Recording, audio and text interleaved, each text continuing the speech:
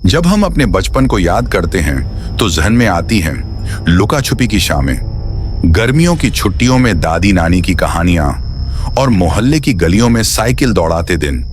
मगर सोचिए, अगर किसी 8 साल के बच्चे की मासूमियत के पीछे छुपा हो ऐसा रहस्य जो रूह कंपा दे। ऐसा बच्चा जो खेलना नहीं मारना पसंद करता हो। बिहार के बेगूसराय जिले के मुसहरी टोला से निकली ये कहानी है अमरदीप सदा की। एक ऐसा नाम जो गांव में फुसफुसाहट बनकर आज भी लोगों के होंठों पर है। कहते हैं उसने 3 हत्याएं की, 3 मासूम जाने जिनका कोई कसूर नहीं था। और सबसे चौंकाने वाली बात, ये सब उसने तब किया जब वो खुद महज 8 साल का था। आप सोच रहे होंगे, क्या ऐसा मुमकिन है? क्या एक बच्चा जो खुद अभी ठीक से सोच भी नहीं सकता, जानबूझकर किसी की जान ले सकता है? इस पॉडकास्ट में हम आपको अमरदीप की उस दुनिया में ले चलेंगे जहां मासूमियत और दरिंदगी की एक अजीब सी जंग चलती रही। एक बच्चा जो खुद को नॉर्मल मानता रहा, लेकिन उसकी आंखों में कुछ ऐसा था जो पूरे गांव को बेचैन कर देता था। तो आइए इस पहले एपिसोड में हम कहानी की शुरुआत करते हैं उस दिन से जब गांव में पहली बार किसी को एहसास हुआ कि कुछ बहुत गलत हो रहा है। मुसहरी टोला की मिट्टी से उठती सर्द सुबह थी, जब गांव की एक माँ अपनी 6 महीने की बच्ची को लेकर घर से बाहर निकली और अमरदीप सदा उस बच्ची की ओर बढ़ा, एक खिलौने की तरह, पर नीयत में था कुछ और। उस दिन शाम तक बच्ची लापता थी। पूरा गांव खोजने निकला। किसी को भनक नहीं थी कि उनके बीच ही कोई है जो इस लापता होने का जिम्मेदार हो सकता है। अगले दिन पास के बागीचे में बच्ची की लाश मिली। चेहरा बिगड़ा हुआ, पहचानना मुश्किल। पुलिस आई, तहकीकात शुरू हुई, लेकिन कोई सुराग नहीं। गांव वालों के मन में डर बैठ गया। कोई राक्षस आया है शायद, बूढ़ी औरतें कहने लगीं। जंगल की आत्माएं गांव में घूम रही हैं। कुछ ने टोने टोटके भी शुरू कर दिए। लेकिन तब किसी ने नहीं सोचा था कि जिस लड़के को वो हर रोज स्कूल जाते देखते हैं, जो मंदिर के बाहर लड्डू चुराता है, वही मासूम चेहरा उस दरिंदगी का चेहरा हो सकता है। इस कहानी की सबसे डरावनी बात यह नहीं कि एक बच्चा हत्यारा निकला, बल्कि ये कि उसके चेहरे पर कभी कोई डर नहीं था, कोई पछतावा नहीं, कोई पश्चाताप नहीं। गांव में पहला कत्ल अभी चर्चा में ही था कि कुछ ही हफ्तों बाद एक और बच्चा गायब हो गया। इस बार वो बच्चा कोई और नहीं, अमरदीप की ही चचेरी बहन थी। घर में कोहराम मच गया। गांव की मिट्टी जैसे चीख उठी, ये क्या हो रहा है? पुलिस अब गंभीर हुई।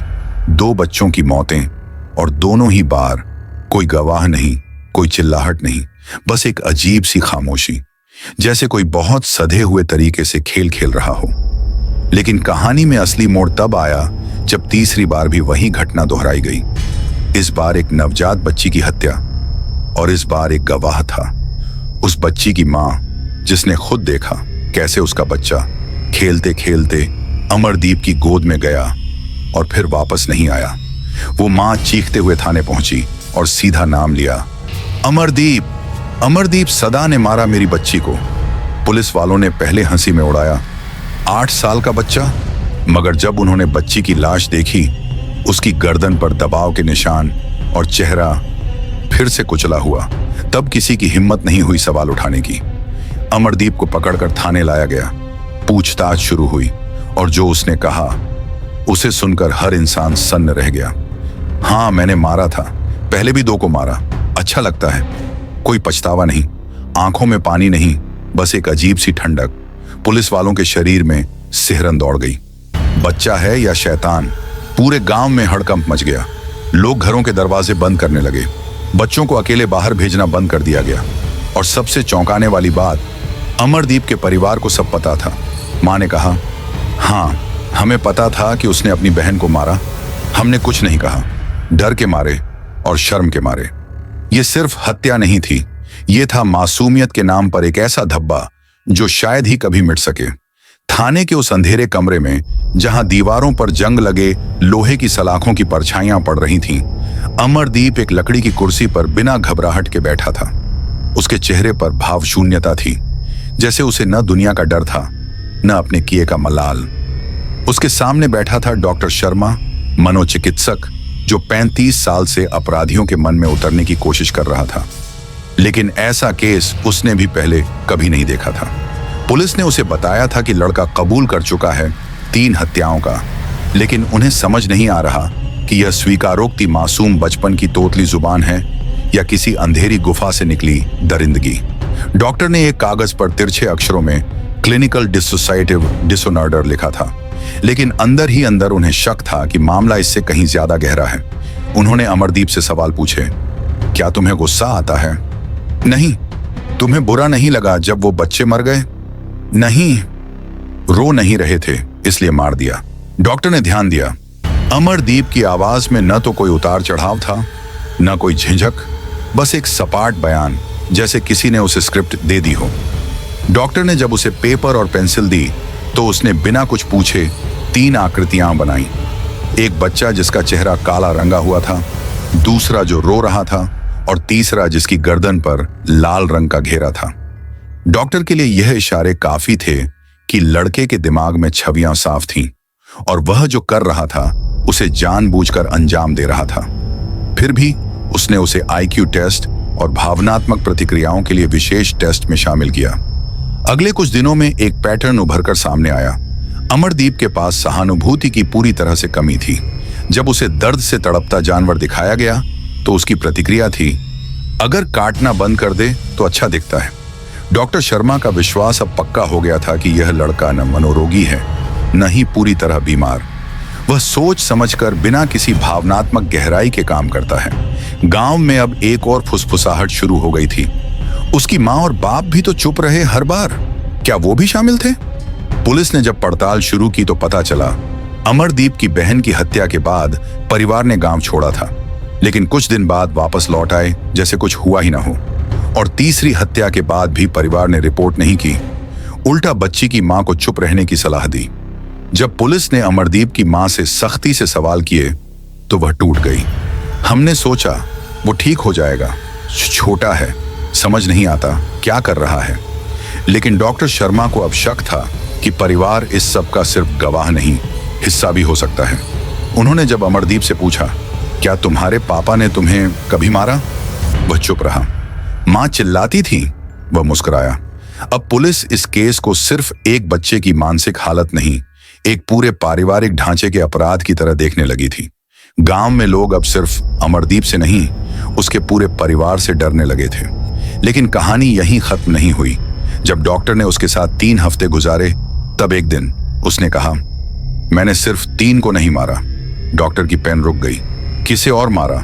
जवाब मिला, बाग में जो कुत्ता था और वो बूढ़ा जो हमें पत्थर मारता था। ये उस केस का सबसे बड़ा खुलासा था जो दर्ज नहीं थे, पर शायद लाशें थीं। पुलिस अब नए इलाकों में खुदाई की तैयारी कर रही थी और डॉक्टर अब केस को एक नई दिशा में ले जाना चाहता था। अगर वह सीरियल किलर है तो पैटर्न क्या है और अगला कौन हो सकता था?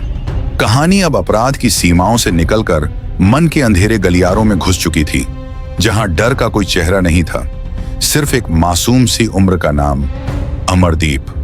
अमरदीप के उस आखिरी वाक्य ने डॉक्टर शर्मा के मन में महीनों से जमी पेशेवर दूरी को तोड़ दिया था। मैंने सिर्फ 3 को नहीं मारा, यह वाक्य नहीं, चेतावनी थी। पुलिस ने बयान दर्ज किया, लेकिन बिना शव या शिकायत के केस आगे नहीं बढ़ सकता था।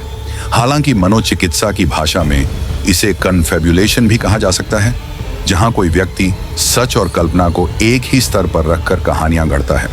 मगर डॉक्टर शर्मा को यह कल्पना नहीं लगी। उन्होंने उसके साथ काम करने वाले अफसरों से कहा, हमें बाग के उस हिस्से को खोदना होगा जहां उसने कहा था कि उसने कुत्ता और बूढ़े को मारा। सुबह के अंधेरे में पुलिस, डॉक्टर और 2 स्थानीय मजदूरों के साथ उस बाग में पहुंची जहां अमरदीप अक्सर अकेले घूमते देखा गया था। मिट्टी गीली थी, पिछले हफ्ते बारिश हुई थी। पहली खुदाई में कुछ नहीं निकला।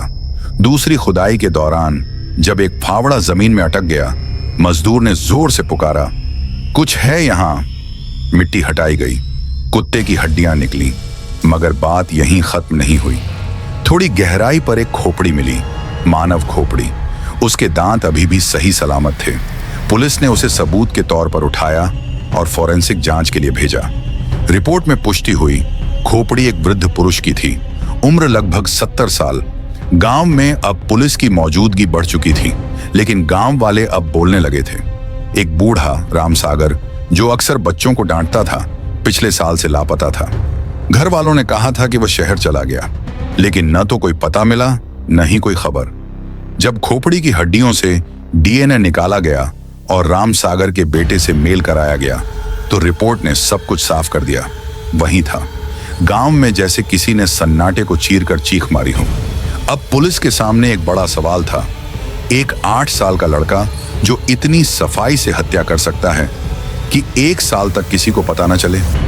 डॉक्टर शर्मा ने तब पहली बार फाइल पर हाथ मारकर कहा, यह अपराध केवल मानसिक रोग का नतीजा नहीं है, ये एक योजना है। क्योंकि अब तक मिले सबूतों में न केवल हत्याओं का पैटर्न था, बल्कि एक तरह की ऑनपर्चुनिस्ट प्रवृत्ति भी दिख रही थी। अमरदीप केवल उन्हीं को मारता था जो या तो कमजोर थे या समाज की नजरों से हट चुके थे। इसके बाद उन्होंने उस स्कूल का रुख किया जहां अमरदीप पहले पढ़ता था।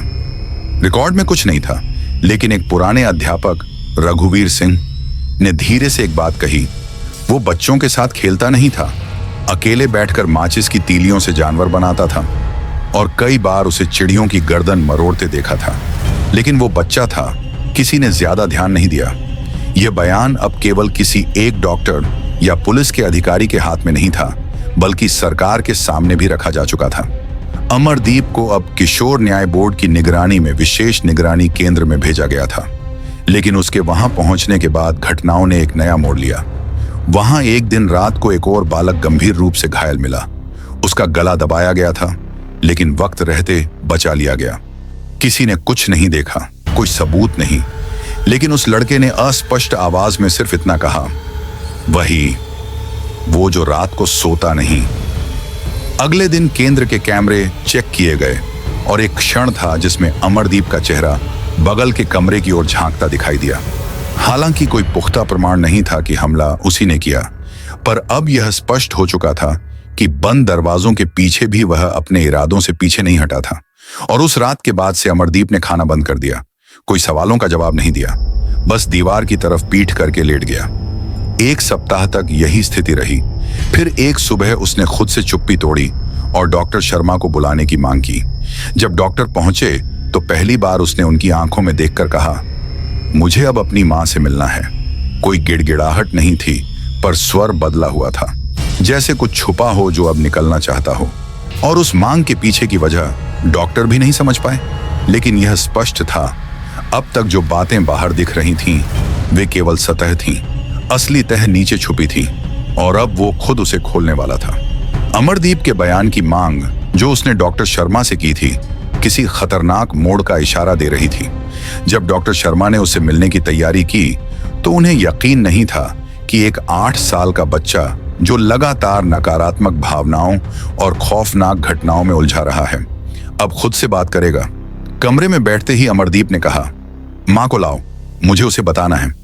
डॉक्टर शर्मा के लिए यह अप्रत्याशित था, क्योंकि अमरदीप के व्यवहार में कोई संकेत नहीं था कि वह अपनी मां से जुड़ी किसी याद को ताजा करना चाहता है। डॉक्टर ने पुलिस अधिकारियों से संपर्क किया और अमरदीप की मां को तलब किया। जैसे ही वह कमरे में दाखिल हुई, अमरदीप ने बिना किसी पूर्व सूचना के चुपचाप अपनी नजरें घुमा दी और उसके बाद कहा, तुमने मुझे क्यों नहीं बचाया? उसकी आवाज में एक अजीब सा शून्य था, जैसे किसी गहरी भावना का आघात हो। अमरदीप की मां बुरी तरह कांप रही थी। उसकी आंखों में कोई अपराध बोध नहीं था, केवल एक खामोश मौन था। वह कुछ नहीं बोली, लेकिन उसका शरीर खुद ही जैसे सब कुछ बयां कर रहा था। कुछ सेकंड्स की चुप्पी के बाद उसने कांपते हुए कहा, मैं डर गई थी, सब जानती थी, लेकिन डर के मारे कुछ नहीं किया। उस पल ने डॉक्टर शर्मा को झकझोर दिया। उन्होंने जितनी गहरी खोदी थी, उतना ही भयावह सच सामने आ रहा था। यह अकेला नहीं था जो अमरदीप को इस रास्ते पर ले आया था। उसकी मां की चुप्पी और डर अमरदीप के अंदर की अंधी दुनिया को और भी घना कर रहे थे। मां की बात सुनकर अमरदीप ने एक और डरावना वाक्य कहा, मुझे अब और मारो, मुझे अच्छा लगता है, जैसे कुत्ते को मारता था वैसे। डॉक्टर शर्मा ने खुद को संभालते हुए अमरदीप से पूछा, क्या तुम जानते हो कि तुम क्या कह रहे हो? अमरदीप ने सर झुकाया और धीरे से कहा, मैं अच्छा लड़का हूं, मुझे कोई नहीं समझता। ये शब्द किसी परछाई की तरह उसके दिमाग में इधर उधर दौड़ रहे थे।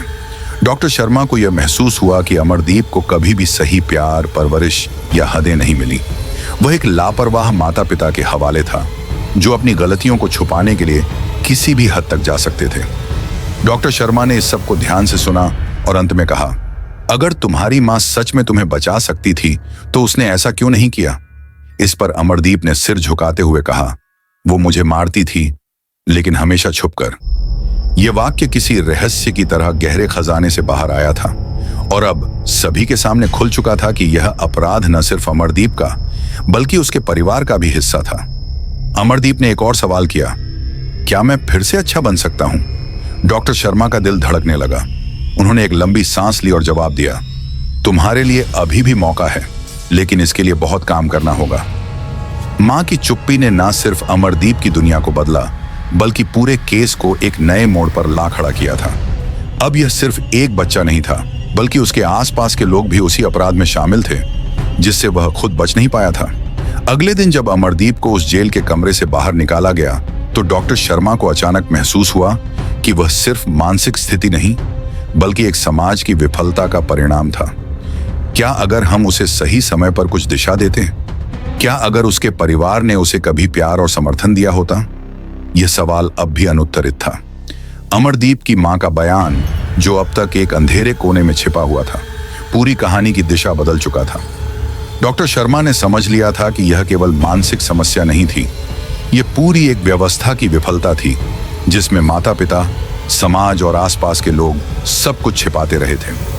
लेकिन अब जब अमरदीप ने चुपके से अपनी मां से अपने डर का इजहार किया था तो डॉक्टर शर्मा को यह एहसास हुआ कि उस बच्चे में कुछ ऐसा था जो उसने कभी नहीं देखा था।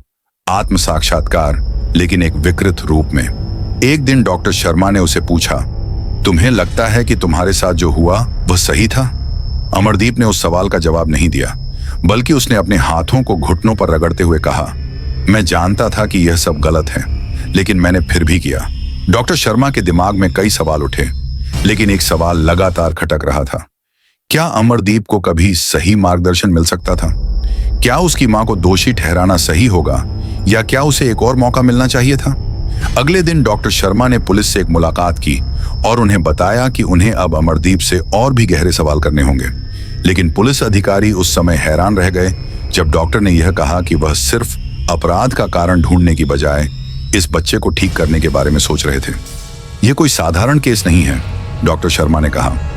यह एक ऐसे बच्चे का मामला है जिसे दुनिया ने उसकी असलियत कभी नहीं समझी। हमें उसे न केवल सजा बल्कि उपचार भी देना होगा। पुलिस अधिकारियों ने इसे गंभीरता से लिया और एक विशेषज्ञ पैनल बनाने का निर्णय लिया। उस पैनल में मनोचिकित्सक, समाजशास्त्री और अपराध विशेषज्ञ शामिल थे। लेकिन डॉक्टर शर्मा को इस बात का भय था कि अगर वह अमरदीप को अपने अंधेरे रास्ते से बाहर निकालने की कोशिश करेंगे तो शायद वह कभी नहीं निकल पाएगा। दूसरे दिन अमरदीप से मिलने के बाद डॉक्टर शर्मा ने पुलिस को सूचित किया कि उसे एक नई राह की जरूरत है, एक ऐसी राह जो उसे अपने अपराधों से बाहर निकलने का मौका दे सके। लेकिन जैसे जैसे समय बीत रहा था, अमरदीप की मां अब और चुप हो गई थी।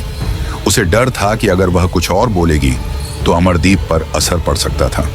हालांकि डॉक्टर शर्मा को अब महसूस हो रहा था कि अमरदीप के मामले में केवल उसका अपराध ही नहीं बल्कि उसकी पूरी मानसिक संरचना भी बदलाव की मांग कर रही थी।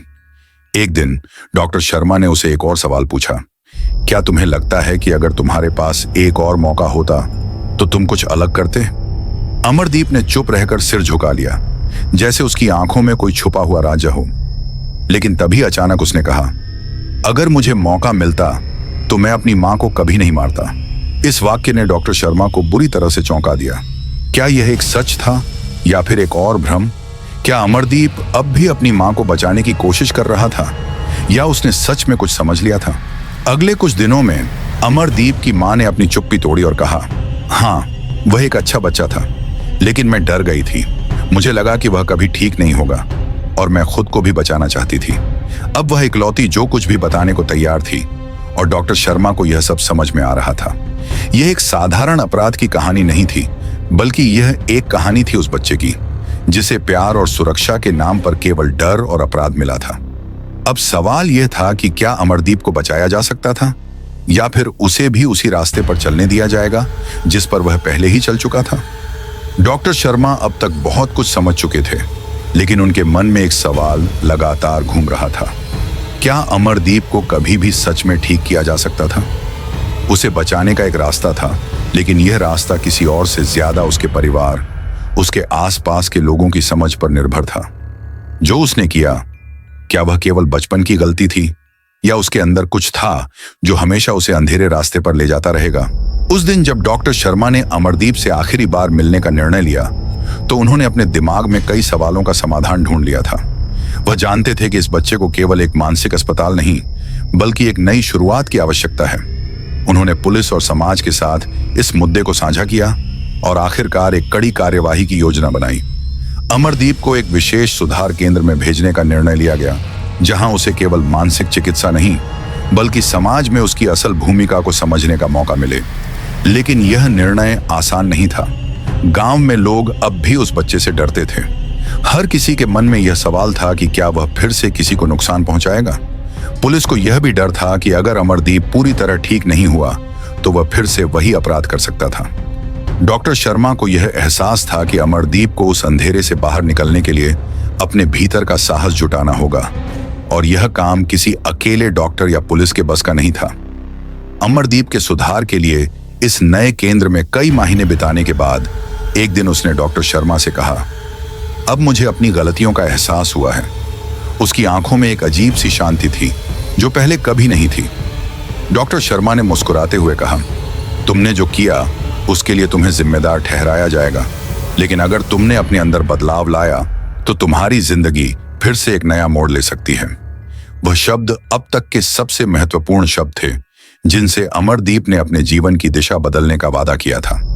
जैसे जैसे अमरदीप ने अपने इलाज की प्रक्रिया को गंभीरता से लिया, उसने अपनी पहचान और भविष्य पर नए सिरे से विचार किया। यह आसान नहीं था, लेकिन धीरे धीरे वह अपनी जड़ों से जुड़ने की कोशिश कर रहा था। उसे यह एहसास हुआ कि उसने जिन बच्चों की जान ली वह सिर्फ अपराध नहीं थे, वे किसी के भाई बहन या दोस्त हो सकते थे। वह अब समझ रहा था कि उसकी सबसे बड़ी जिम्मेदारी खुद से और समाज से अपनी गलती को सुधारने की थी। वह सुधार केंद्र में रहकर धीरे धीरे अपनी जीवन की दिशा बदल रहा था। डॉक्टर शर्मा ने उसके प्रयासों को देखा और उन्हें यकीन हो गया कि हर इंसान को अगर मौका दिया जाए तो वह अपने जीवन की कहानी को फिर से लिख सकता है। अमरदीप ने अपने अपराधों के लिए सजा पाई, लेकिन उसे यह भी एहसास हुआ कि सजा केवल शारीरिक नहीं, मानसिक भी होनी चाहिए। समाप्ति तक आते आते जब वह सुधार केंद्र से बाहर निकला तो उसने अपना नाम बदल लिया। वह अब एक नया इंसान बन चुका था। उसकी पिछली गलती और अपराधों का बोझ उसके कंधों पर था, लेकिन वह जानता था कि उसे पूरी दुनिया से फिर से स्वीकार होने के लिए बहुत लंबा रास्ता तय करना होगा। यह कहानी कभी खत्म नहीं होगी, क्योंकि हर अपराधी के भीतर एक ऐसा इंसान छिपा होता है जो गलतियों से सीख सकता है और सुधार सकता है। अमरदीप ने यह साबित किया कि यदि कोई अपनी गलती स्वीकार करता है तो वह भविष्य में एक नया जीवन जी सकता है। उसका रास्ता मुश्किल था, लेकिन वह उस रास्ते पर था जो उसे सही दिशा में ले जाने वाला था। इस कहानी का संदेश यही था कि हर किसी के भीतर सुधार की क्षमता है और हमें न केवल खुद को बल्कि दूसरों को भी समझने का प्रयास करना चाहिए। यह एक ऐसे बच्चे का मामला है जिसे दुनिया ने उसकी असलियत कभी नहीं समझी। हमें उसे न केवल सजा बल्कि उपचार भी देना होगा। पुलिस अधिकारियों ने इसे गंभीरता से लिया और एक विशेषज्ञ पैनल बनाने का निर्णय लिया। उस पैनल में मनोचिकित्सक, समाजशास्त्री और अपराध विशेषज्ञ शामिल थे। लेकिन डॉक्टर शर्मा को इस बात का भय था कि अगर वह अमरदीप को अपने अंधेरे रास्ते से बाहर निकालने की कोशिश करेंगे तो शायद वह कभी नहीं निकल पाएगा। दूसरे दिन अमरदीप से मिलने के बाद डॉक्टर शर्मा ने पुलिस को सूचित किया कि उसे एक नई राह की जरूरत है, एक ऐसी राह जो उसे अपने अपराधों से बाहर निकलने का मौका दे सके। लेकिन जैसे जैसे समय बीत रहा था, अमरदीप की मां अब और चुप हो गई थी। उसे डर था कि अगर वह कुछ और बोलेगी तो अमरदीप पर असर पड़ सकता था। हालांकि डॉक्टर शर्मा को अब महसूस हो रहा था कि अमरदीप के मामले में केवल उसका अपराध ही नहीं, बल्कि उसकी पूरी मानसिक संरचना भी बदलाव की मांग कर रही थी। एक दिन डॉक्टर शर्मा ने उसे एक और सवाल पूछा, क्या तुम्हें लगता है कि अगर तुम्हारे पास एक और मौका होता तो तुम कुछ अलग करते? अमरदीप ने चुप रहकर सिर झुका लिया। जैसे उसकी आंखों में कोई छुपा हुआ राजा हो। लेकिन तभी अचानक उसने कहा, अगर मुझे मौका मिलता तो मैं अपनी मां को कभी नहीं मारता। इस वाक्य ने डॉक्टर शर्मा को बुरी तरह से चौंका दिया। क्या यह एक सच था या फिर एक और भ्रम? क्या अमरदीप अब भी अपनी मां को बचाने की कोशिश कर रहा था या उसने सच में कुछ समझ लिया था? अगले कुछ दिनों में अमरदीप की मां ने अपनी चुप्पी तोड़ी और कहा, हाँ, वह एक अच्छा बच्चा था, लेकिन मैं डर गई थी। मुझे लगा कि वह कभी ठीक नहीं होगा और मैं खुद को भी बचाना चाहती थी। अब वह इकलौती जो कुछ भी बताने को तैयार थी और डॉक्टर शर्मा को यह सब समझ में आ रहा था। यह एक साधारण अपराध की कहानी नहीं थी, बल्कि यह एक कहानी थी उस बच्चे की जिसे प्यार और सुरक्षा के नाम पर केवल डर और अपराध मिला था। अब सवाल यह था कि क्या अमरदीप को बचाया जा सकता था या फिर उसे भी उसी रास्ते पर चलने दिया जाएगा जिस पर वह पहले ही चल चुका था। डॉक्टर शर्मा अब तक बहुत कुछ समझ चुके थे, लेकिन उनके मन में एक सवाल लगातार घूम रहा था। क्या अमरदीप को कभी भी सच में ठीक किया जा सकता था? उसे बचाने का एक रास्ता था, लेकिन यह रास्ता किसी और से ज्यादा उसके परिवार, उसके आसपास के लोगों की समझ पर निर्भर था। जो उसने किया, क्या वह केवल बचपन की गलती थी या उसके अंदर कुछ था जो हमेशा उसे अंधेरे रास्ते पर ले जाता रहेगा? उस दिन जब डॉक्टर शर्मा ने अमरदीप से आखिरी बार मिलने का निर्णय लिया, तो उन्होंने अपने दिमाग में कई सवालों का समाधान ढूंढ लिया था। वह जानते थे कि इस बच्चे को केवल एक मानसिक अस्पताल नहीं, बल्कि एक नई शुरुआत की आवश्यकता है।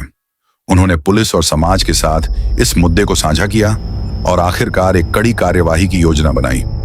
अमरदीप को एक विशेष सुधार केंद्र में भेजने का निर्णय लिया गया, जहां उसे केवल मानसिक चिकित्सा नहीं, बल्कि समाज में उसकी असल भूमिका को समझने का मौका मिले। लेकिन यह निर्णय आसान नहीं था। गांव में लोग अब भी उस बच्चे से डरते थे। हर किसी के मन में यह सवाल था कि क्या वह फिर से किसी को नुकसान पहुंचाएगा। पुलिस को यह भी डर था कि अगर अमरदीप पूरी तरह ठीक नहीं हुआ तो वह फिर से वही अपराध कर सकता था। डॉक्टर शर्मा को यह एहसास था कि अमरदीप को उस अंधेरे से बाहर निकलने के लिए अपने भीतर का साहस जुटाना होगा, और यह काम किसी अकेले डॉक्टर या पुलिस के बस का नहीं था। अमरदीप के सुधार के लिए इस नए केंद्र में कई महीने बिताने के बाद एक दिन उसने डॉक्टर शर्मा से कहा, अब मुझे अपनी गलतियों का एहसास हुआ है। उसकी आंखों में एक अजीब सी शांति थी जो पहले कभी नहीं थी। डॉक्टर शर्मा ने मुस्कुराते हुए कहा, तुमने जो किया उसके लिए तुम्हें जिम्मेदार ठहराया जाएगा, लेकिन अगर तुमने अपने अंदर बदलाव लाया तो तुम्हारी जिंदगी फिर से एक नया मोड़ ले सकती है। वह शब्द अब तक के सबसे महत्वपूर्ण शब्द थे जिनसे अमरदीप ने अपने जीवन की दिशा बदलने का वादा किया था। जैसे जैसे अमरदीप ने अपने इलाज की प्रक्रिया को गंभीरता से लिया, उसने अपनी पहचान और भविष्य पर नए सिरे से विचार किया। यह आसान नहीं था, लेकिन धीरे धीरे वह अपनी जड़ों से जुड़ने की कोशिश कर रहा था। उसे यह एहसास हुआ कि उसने जिन बच्चों की जान ली वह सिर्फ अपराध नहीं थे, वे किसी के भाई बहन या दोस्त हो सकते थे।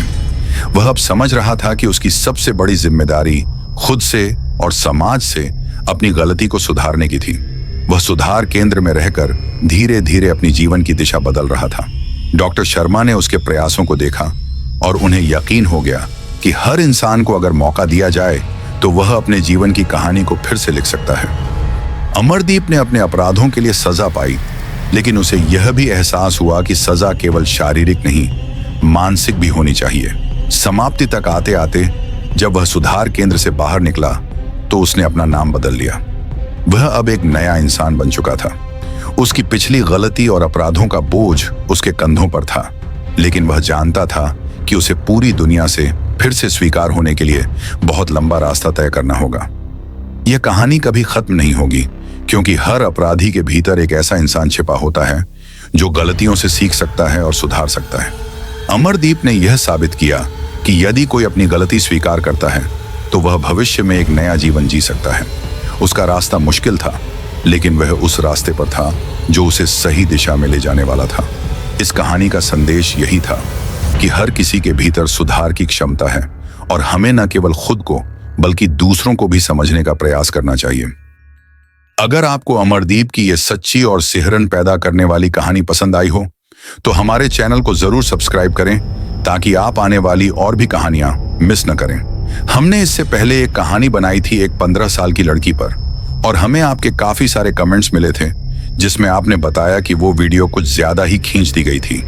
इसलिए अब हम आपसे वादा करते हैं कि आगे से हम हर कहानी को जितना हो सके उतना सटीक और सीधा बनाएंगे, बिना किसी फालतू खींचतान के। बस असली कहानी, असली एहसास। अब आपसे एक छोटा सा सवाल, नीचे कमेंट में बताइए कि आप इस कहानी को कहां से सुन रहे हैं और आपको ये कैसी लगी। क्या आपको लगता है कि अमरदीप को सजा मिलनी चाहिए थी या क्या उसे सुधार का मौका देना सही था? आपके विचार हमारे लिए बहुत जरूरी हैं। तो सुनते रहिए, जुड़ते रहिए और हमारी कोशिशों का हिस्सा बनिए।